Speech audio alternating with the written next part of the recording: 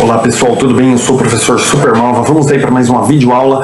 Mas antes de mais nada, vai lá, se inscreve no canal, ativa o sininho para não perder nada, dá aquele like positivo, não custa nada, ajuda bastante o canal aqui a crescer, tá bom? Então se inscreve, dá aquele like positivo e vem contigo. E agora a gente vai estar trabalhando, pessoal, com a matemática na escola, aqui e agora, da Delia Lerner. E o que esse tema tão assombroso fala, né? A matemática, todo mundo sabe, é a matéria que mais causa temor. É aquela matéria que todo mundo tem pavor, tem medo, como é difícil, né? Mas a autora, ela constata que tanto os professores quanto os alunos e seus pais têm uma visão negativa sobre a matemática. Ou seja, ninguém se salva, nem o professor. Todo mundo tem aquela visão assim, que a matemática realmente veio ali para causar o pânico, né? Então vamos ver a visão de cada um aí no decorrer do processo da experiência que a autora fez. Ela percebe que os alunos têm uma visão muito limitada sobre a matemática, pois acreditam que ela só serve para a vida escolar. Os pais acreditam que ela serve para tudo na vida, assim como os professores. Mas o que isso quer dizer? O aluno ele acha que só serve para a escola. Saiu da escola, ele não vai usar matemática mais para nada. Já os pais têm aquela coisa de mercado, né? E olha, você vai fazer uma conta para ver se o dinheiro vai dar. E o professor já tem aquela visão sistematizada, aquela visão de educacional, que a matemática ela vai muito além de tudo isso aí que eles estão pensando, né? Os professores, eles acreditam que ensinar consiste em explicar e aprender consiste em repetir. Então essa é uma visão, gente, que a autora quer quebrar muito. Essa visão de que a matemática, você só consegue trabalhar ela de forma linear, de uma forma sistematizada ali de repetição, sabe? É muito exercício, muita resolução de problema para você poder compreender as fórmulas da matemática. A autora, ela percebeu que existem duas escolas hoje. A escola que busca descobertas, a investigação, a discussão de ideias, e outra escola, que é a escola pautada na explicação, repetição e memorização. Então, assim, olha só, hoje nós temos muito essa escola que perpassou todo o século XX e que ainda, pessoal, ela ainda ocupa um grande espaço na educação do nosso país, que é o quê? É uma educação pautada na explicação e na repetição e memorização. Quando chega lá no mundo externo, a pessoa realmente não consegue usar nada, não lembra de nada. Por quê? Porque a vida dela inteirinha ela só trabalhou com memorização. E a memorização a gente vai esquecer mesmo. Quando a gente se apropria do conceito, aí sim, aí a gente vai longe. Mas quando a gente memoriza e decora para poder ir bem na prova, a gente vai bem na prova, passa de ano, se forma, mas aquilo não fica, não faz parte da vida da gente.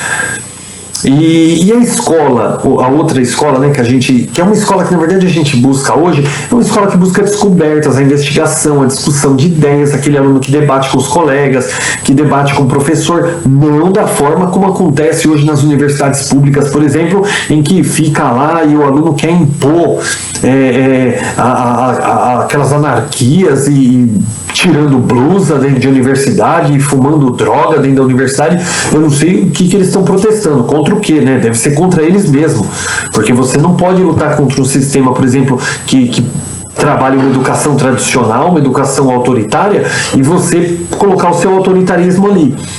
Tem um filme que eu assisti, não lembro agora, no tempo dos nossos pais, alguma coisa assim, estava no Netflix, eu não lembro agora, mas é um filme asiático.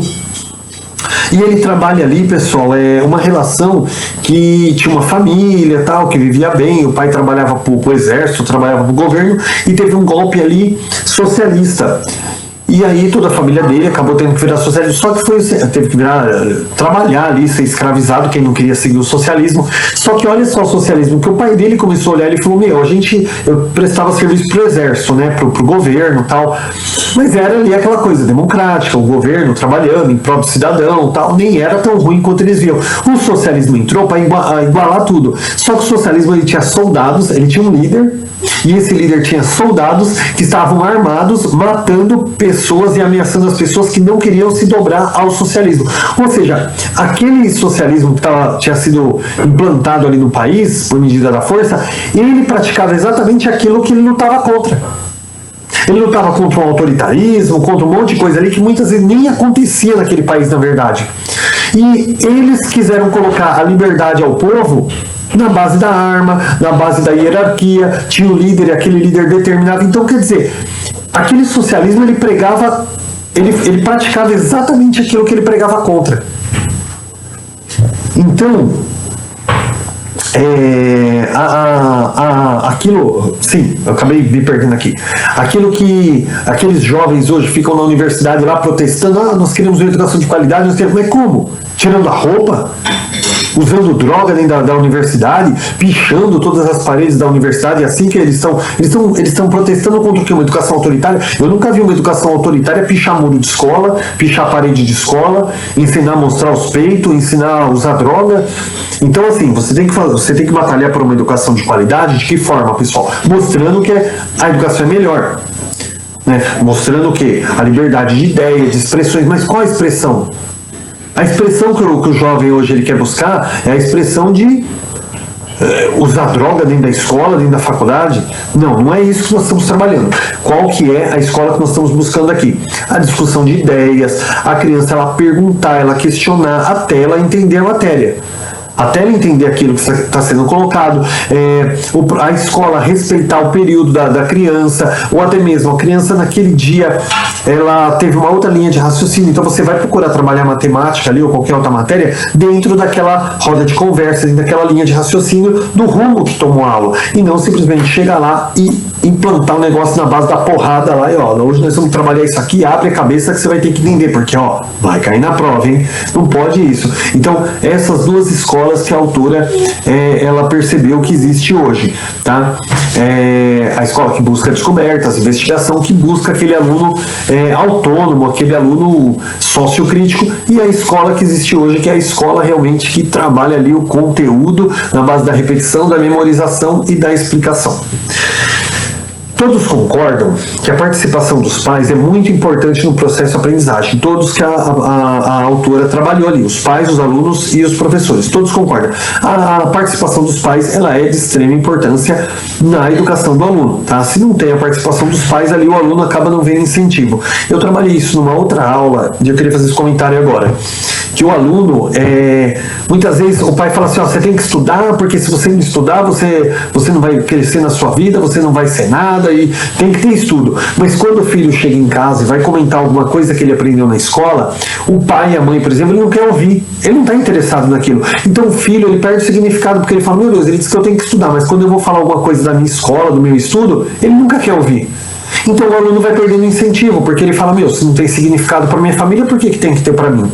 Tá? Então o incentivo da família, a participação da família é de suma importância. Quando o professor ele apresenta um problema, ainda que o aluno não apresente a conta, mas apresente o resultado correto, a questão deve ser validada e considerada. Por quê? Porque muitas vezes a criança ela usou uma linha de raciocínio ali. Eu, por exemplo, eu nunca consegui trabalhar com fórmulas em matemática. Eu sempre trabalhei através do raciocínio lógico. O problema do raciocínio lógico é que ele demora muito mais. Se você tiver uma conta gigante ali, ou uma conta muito difícil, com números grandes, você vai levar muito mais tempo do que se você usasse uma fórmula. Mas eu, particularmente, até hoje eu não sei trabalhar com fórmulas. Se você me passar qualquer fórmula lá, eu não consigo desenvolver a conta. Mas se você colocar, por exemplo, uma questão de raciocínio lógico, alguma coisa assim, eu vou pela lógica. Se faz isso aqui, você junta esse com esse pro lado, você faz assim, e ali demora bem mais, né? Mas eu consigo através do raciocínio. Então, se a criança, por exemplo, ela apresentar um resultado, mas ela não apresentou a conta, você não tem que estar preocupado assim, mas como que ela chegou? Agora, se ela apresenta um resultado errado, aí é legal ela ter a conta. Por quê? Porque aí vai entrar outro conceito. Eu quero ver como é que ela errou. Não, você vai olhar a conta e vai ver assim que em algum momento ela se atrapalhou no sinal, em algum momento ela se atrapalhou na montagem dos números, mas a partir daquela conta que ela montou, que ela errou em alguma coisa, a partir daquilo, o resultado que ela colocou não é o que você precisa, mas ele está correto de acordo com a conta que ela fez. Então, por exemplo, se você coloca lá de cabeça agora é um pouco difícil, mas tem uma continha que você faz, que aí você põe um número, uma milhar em cima e uma centena embaixo, mas aí você coloca um maisinho do lado e tem umas continhas que a gente faz assim, acho que é de multiplicar, na verdade. E, pessoal, e aí tem hora que você tem que jogar um número pro lado, colocar um maisinho ali, fazer toda aquela coisa. Gente, se você precisa que a criança faça essa conta, aí você deu 2 números para ela, certo? E a criança, em algum momento, ela colocou um algarismo embaixo de outro que não deveria ser, ela não vai acertar o resultado mediante a conta que você passou. Mas, como ela errou a posição, considere assim, bom, segundo a montagem que ela fez aqui, que não era a que deveria, ela fez assim, fez com isso, e chegou num resultado que aquela montagem, através daquela montagem, aquele resultado está correto. Aí você vai considerar o quê? Bom, ela fez a conta, não da forma que deveria, mas ela entendeu o quê? O conceito. E não é porque o resultado dela chegou diferente do seu que você vai desconsiderar, porque ela entendeu o conceito da conta. Ela pode ter errado a montagem, mas se chegou num resultado segundo aquela montagem que ela fez, a conta está certa. Então você tem que considerar, porque se você fala, não, está errado, a criança vai considerar o quê? A minha conta está errada. Tem que jogar esse número para cá. Ela vai jogar o número, vai fazer, vai dar o resultado que você queria, mas ela não vai entender. Ela sempre vai achar que ela errou a conta. Então, agora, se o resultado ele dá certo, não há necessidade da conta porque ela já acertou. Claro, você vai dar 1, 2, 3 exercícios, ela vai ter que acertar tudo de cor ali, senão realmente você vai pensar que ela chutou e acertou. Mas o resultado é errado. Se, segundo a conta dela, ele também deu errado, aí você vai procurar trabalhar com a criança. Agora, se segundo a montagem dela deu o resultado esperado segundo aquela continha que ela fez, tem que considerar, tá? Porque o foco não é o seu exercício, a sua conta, o seu resultado. O foco é a criança se apropriar do conhecimento. E se ela entendeu o conceito da conta, ainda que ela tenha montado errado, tem que ser considerado. A autora, ela percebe que os alunos conhecem bem os sinais de mais e menos, mas não conhecem o sinal de igual, porque ela fez esse teste, acho que com a 3ª série, né, o 3º ano, numa escola. E ela percebeu que eles reconhecem muito o sinal de mais e menos, mas eles não reconhecem o sinal de igual. Por quê? Ela acredita que isso acontece porque tanto o sinal de mais quanto de menos, eles representam uma ação. Se é mais, olha, eu vou ter mais. Se é menos, olha, eu tenho isso, agora eu só vou ter isso, só vou ter menos. Agora, o sinal de igual, ele não representa mudanças. Então, não representa alteração, assim, nem para mais, nem para menos. Então, eles não conseguem fazer uma relação. Quando o professor apresentar um problema, ele não pode dar não pode realizar esse problema através de palavras-chave, de modo a bloquear a criticidade do aluno em buscar uma resposta. Por exemplo, o professor ele trabalha muito com aquela coisa assim: João tinha 7 pirulitos, ele perdeu 3. Agora João tem... E aí a criança, ela vai... 7 menos 3, agora ele tem 4. Então você deu uma palavra-chave, porque você deixou bem claro, olha, ele tinha 7, ele perdeu 3, ou chupou 3 pirulitos, agora ele tem... Só falta botar o Q do 4 ali, só falta botar o Q, o A, T, R, e faltar só a letra O ali, para completar o 4. Então não pode, você tem que deixar, olha... Joãozinho tinha 7 pirulitos, aí ele estava com vontade, ele chupou no caminho, depois ele encontrou uma menininha, ele foi lá e deu um pirulito para ela, aí quando ele chegou em casa ele percebeu que ele tinha perdido um pirulito. E aí, quando o João olhou, tinha quantos pirulitos na bolsa dele? A criança ela vai ter que pensar, puta, pô, vamos lá, peraí, deixa eu pegar aqui o lápis, ó. Ele chupou um pirulito, aí ele encontrou, puxa, ele encontrou uma menina, ele deu mais um, puta, aí ele vai lá e coloca aquele outro pirulito. Aí ele percebeu que estava faltando um pirulito, mas se estava faltando um pirulito, ele tinha 7, então são 6. Não, mas se ele chupou um, mas se ele deu um pra menina. E a criança, ela vai desenvolver aquele raciocínio, aquele ali, e vai ficar doido, porque ele tem que resolver e solucionar aquele crime, né, do pirulito que desapareceu. E logo ele vai chegar no resultado de 4, porque ele chupou um, ele deu um de presente e ele perdeu um pirulito. Então ele chega no resultado de 4 ali, que é o resultado que você precisava. Agora, se você falar assim, se ele colocar 6, por exemplo, e você colocar, mas olha, ele tinha 7 pirulitos, aí chegou em casa, faltava 1, 6. Mas você esqueceu que ele não chupou nenhum no meio do caminho? É verdade, professor, deixa eu tirar mais um. E quando ele viu a menininha, ele fez, é verdade, deixa eu tirar mais um. E você vai ajudando, mas você não vai dizer para a criança que está errado, você vai mostrar para ele. Quando chegar no próximo problema, que for uma coisa parecida, ele vai considerar todos os aspectos. Ele vai falar, eu não vou passar vergonha de novo, eu não vou errar de novo. Agora deixa eu ler com calma isso aqui. Ele vai somando, fazendo anotações. Então essa instigação para que a criança leia o problema, investigue a situação ali e descubra um resultado. Ele tem que pensar. O professor não pode chegar e ficar assim, sabe, igual quem é um pouquinho mais velho lembra lá da escolinha do professor Raimundo, que falava assim, que o professor Raimundo chegava pro Rolando Lero e falava uma coisa e ele errava, e o professor só faltava aquele pedacinho da palavra pro cara completar e ele ainda conseguia errar, né? Então não pode fazer isso, dar palavras-chave em problemas. Gente, isso não pode acontecer de forma nenhuma. A criança, o professor tem que dar um problema de modo a fazer o aluno pensar. Claro, não vai dar um problema terrível ali, né? Mas um problema simples, mas com situações que a criança tenha que pensar para chegar no resultado, e não simplesmente fazer uma continha e pumba. Porque isso aí, gente, se torna o quê? Se torna memorização. E como a gente já falou no começo da aula, a memorização, ela vai te acompanhar ali na escola, depois você vai esquecer e acabou. E a apropriação do saber, não. Isso vai desenvolver, eu já falei isso numa outra aula também, vou falar de novo porque é legal. Hoje nós estamos vivendo nesse mundo digital, e o jovem, gente, inclusive Leandro Carnal, num dos vídeos dele, ele menciona que o celular hoje, por exemplo, ele já não é mais um aparelho, uma ferramenta, mas ele é uma extensão do corpo do jovem. O jovem, ele não vai em lugar nenhum sem aquele celular, ele não faz mais nada da vida dele sem o celular do lado, mídias digitais e redes sociais, todas essas coisas. E isso é muito triste. E na minha escola nós temos ali o dia do desafio, que nós fazemos atividades com os pais, com as crianças, para trazer essa interação realmente e mostrar para os pais a importância de brincar com o filho.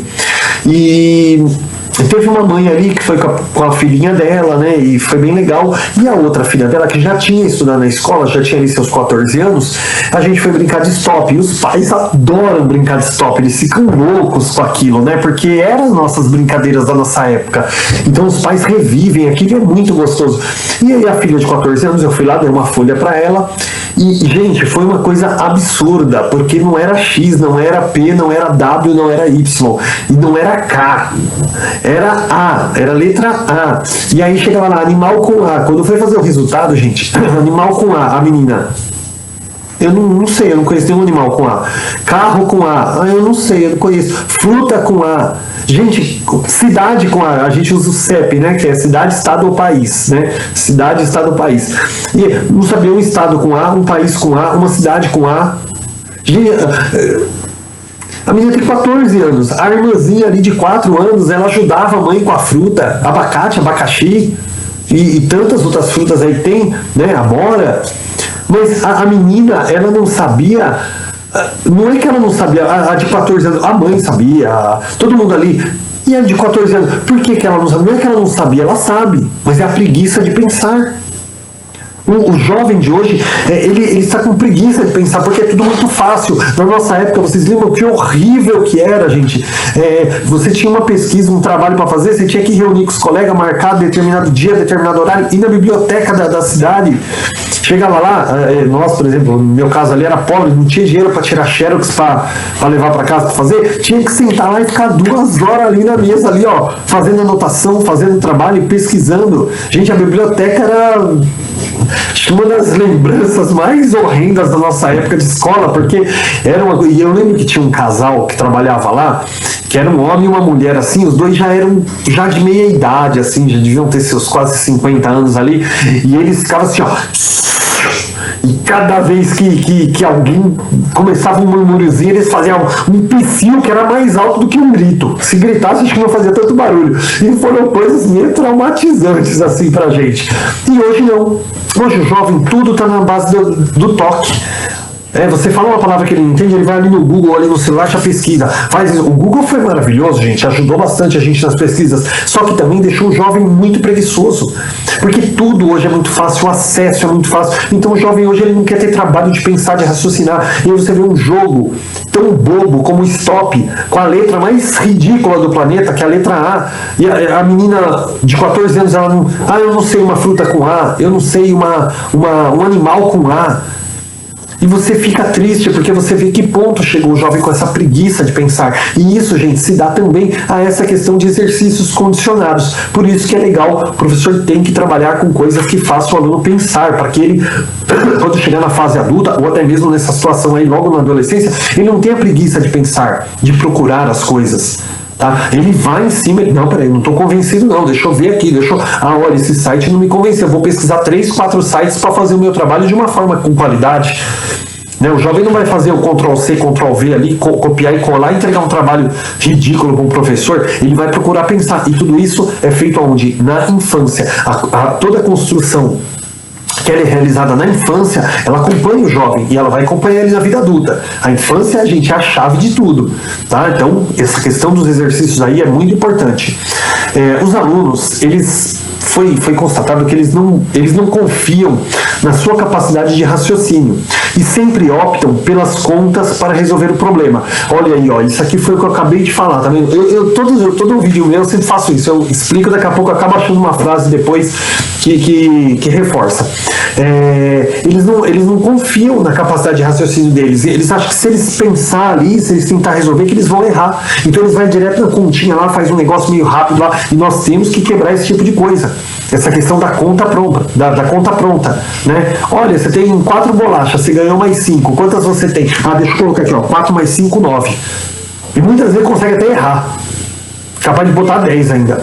Então, assim, tem que acabar com essa questão da conta. Tem que botar um aluno para raciocinar. Aquele famoso contar no dedo, que antes era negativo, hoje é positivo. Porque quando ele está contando no dedo, ele está raciocinando. Ele tem que pensar. Né? Olha, você tem 10 irmãos, você tem 10 pirulitos. Quando você vai fazer? De cabeça a gente sabe, né? Não, mas tem que fazer ele pensar. Peraí, deixa eu contar. Eu tenho 10 pirulitos. Eu tenho o João, a Marta, a Maria, o Pedro. E vai contar ali 10 irmãos. E vai distribuindo um para cada um para ver quantos vai sobrar no final. Nossa, não sobrou nenhum. Então, tá? Então, essa capacidade de raciocínio, a gente precisa trabalhar muito isso com a criança, para evitar aquela criança condicionada que vai chegar na adolescência, você vai fazer uma brincadeira, a criança não sabe. Se perguntar qual é o nome dela, é capaz dela errar. Né? Que nem tem uma coisa que parece piada, mas tem redes hoje públicas de ensino que o professor, se um aluno chega numa prova, se o aluno escrever o nome dele corretamente, o professor tem que já considerar um ponto na prova. Às vezes não respondeu nada, mas tem que considerar um ponto porque escreveu o nome corretamente. Gente, parece piada, né? Mas não é. Por quê? Porque chegou num ponto hoje que é capaz do jovem não conseguir nem escrever o nome dele. Consegue escrever errado. Chama Fabrício, não coloca o acento, ou coloca o acento no outro i. Vocês acham que é brincadeira? Não é. E tudo isso, gente, é reflexo de uma má formação na infância. A infância ali, os primeiros anos, principalmente de alfabetização, é de extrema importância para a formação do indivíduo. Toda criança, ela é capaz de elaborar estratégias adequadas para resolver o problema. Porém, algumas delas, às vezes, são levadas a renunciar às suas próprias possibilidades de pensar e optar por prender-se a certas palavras-chave linguísticas e numéricas que aparecem seguidamente nos problemas geralmente apresentados na escola. Isso aqui é outro trecho do livro que acho que nem precisa falar mais nada porque já foi bem explicado aqui um pouquinho acima, tá? Essa questão de palavras-chave. A criança, às vezes, ela é até capaz de ser... Ela é capaz, às vezes não. A criança é capaz de pensar, de raciocinar e de chegar no resultado. Mas esses benditos problemas com continhas prontas, que você só falta montar a conta para ele dizer o resultado, isso aí bloqueia demais a criança, impedindo que ela desenvolva essa questão de raciocínio, desenvolva essa questão de autonomia, de criticidade, de buscar realmente alguma coisa. É necessário criar condições que permitam às crianças construir e apropriar-se dos princípios que regem nosso sistema de numeração, como reflexão, formulação de hipóteses, confronto de ideias, e etc. Gente, essa questão da formulação de hipóteses, por exemplo, é aquela questão de estudo de caso. Você monta ali, cria uma história, conta uma história para a criança e coloca uma situação, e ela tem que resolver. Tem uma série no Netflix muito legal, que chama 3%, já tem acho que 3 temporadas ali, logo deve sair até a 4ª temporada. Não sei se tem 3 ou 4 temporadas ali a série. E na primeira temporada tem uma situação que eles são colocados dentro, os jovens são colocados dentro de uma sala e eles têm que solucionar um crime. Claro, é um crime ali fictício. E ali cada um tem uma teoria, e uma teoria mais improvável do que a outra, tal. E a teoria mais absurda que tinha, que uma das participantes falou, era exatamente aquela. Então você tem que sentar, você tem que pensar e buscar um resultado. Deu errado, você não tem problema, vamos buscar outro resultado. E ali, primeira, direita, segunda, e vai mexendo até que esse jovem, essa criança, ele chegue ao resultado. Esse trabalho, gente, você pode ver que está muito reforçado isso no livro da Delia Lerner. Está muito reforçado isso, por quê? Porque isso não tem acontecido nas escolas, mesmo até pela questão de tempo. Tá muito mais fácil você dar uma explicação, ensinar uma fórmula, passar a conta para a criança, mas aquilo vai fazer ela se apropriar do saber da matemática, para que a matemática deixe de ser essa matéria monstruosa que põe medo em todo mundo. Então vamos procurar trabalhar a matemática de uma forma de raciocínio, em que a criança tenha que pensar, que ela tenha que buscar um resultado. Dessa forma ela vai descobrir o prazer da matemática, e através dessa linha de raciocínio ela vai falar assim: professor, mas nossa, é tão longo. Aí você vai começar a trabalhar fórmulas com ela também. Então você não vai deixar de trabalhar aquilo que é importante, mas primeiro você tem que trazer esse desejo no aluno, essa significação. Lembra lá que o Jean Piaget falava, eu já passei em outras aulas, que a Jean Piaget defende muito que se não tiver significado para a criança, ela não vai aprender, tá? Então você tem que trabalhar primeiro o significado daquele estudo para a criança e despertar nela o desejo de aprender. A partir dali você vai aplicar o que você quiser e tiver necessidade, desde que aquilo também tenha significado para a criança, tá bom? Pessoal, espero que vocês tenham gostado. Qualquer dúvida aí, dá uma voltadinha, faz anotações aí. Espero que tenha contribuído alguma coisinha com o estudo de vocês, tá? Se tiver alguma dúvida também, posta aí nos comentários, que dentro do nosso conhecimento a gente vai estar respondendo e eu vou estar aprendendo com vocês também, tá bom? Bons estudos, pessoal. Um abraço e até a próxima aula.